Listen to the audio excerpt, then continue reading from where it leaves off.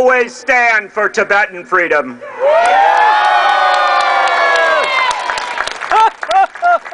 The Capital Times editorialized in 1959 saying that China should free Tibet, and we have never stopped saying this. We believe that the essential struggle for human rights begins in Tibet, and when Tibet is free, the message that comes from there will spread across this world.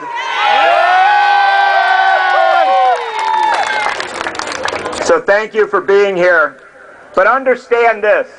If you go into the Capitol behind us, you will see the statue of Robert M. La Follette, the greatest Wisconsin political leader. La Follette stood in the Senate of the United States in the 1920s, and he said that America must never support colonialism anywhere in the world. Our challenge today is to find political leaders with the same courage and the same determination to say that we love the Chinese people. We love the Chinese people.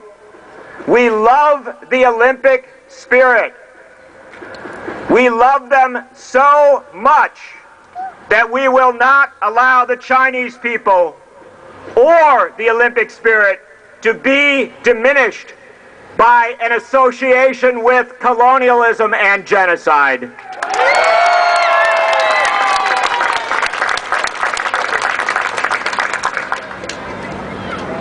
Many of you know State Representative Joe Parisi.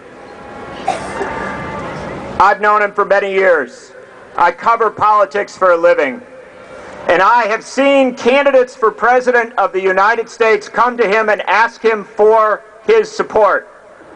I've been there when they have done it, and I have seen him say, first and foremost, where do you stand on the freedom of Tibet? I will not support you for president. I will not support you for president unless you make a commitment to human rights.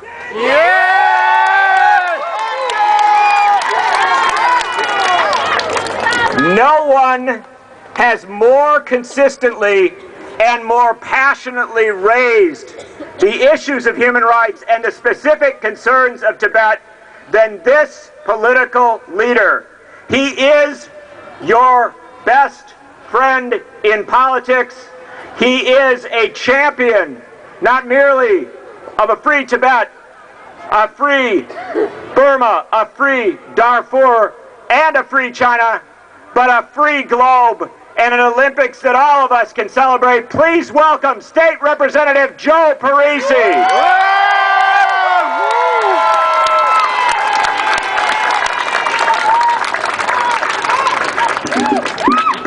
Good afternoon. Good afternoon. Thank you, John, for those kind words. And thank you for all being here today. As much as I appreciate that introduction, it's important to know that what we're doing today is not about any one of us on this stage. It's about the Tibetan children who are here today, who performed for us, and I would like it if we could recognize the Tibetan children and give them a hand for their wonderful performance. You guys did a great job. It's about the Tibetan Americans who stand before us today. It's about the Tibetan people in Tibet and the Tibetan people living in exile across this world. And our purpose here today is to further the cause of relieving the suffering that is being experienced by Tibetans in Tibet and living in exile. It's wonderful that we're able to gather here today, and I'm glad that we have Tibetan Americans and that we have Chinese students who have come to show their pride in their country. We welcome everyone that's here. And because we live in the United States, our right, the Tibetans' right, and the Chinese students' right to gather, to have free speech, and to practice freedom of religion is guaranteed.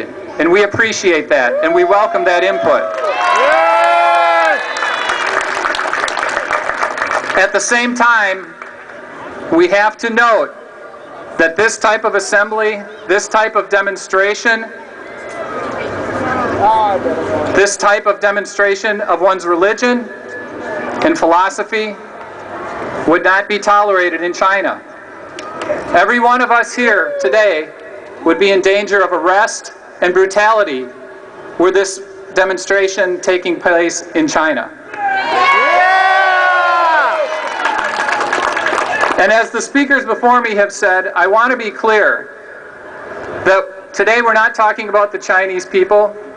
We're talking about the policies of the Chinese government and the brutal acts that have been carried out by the Chinese military.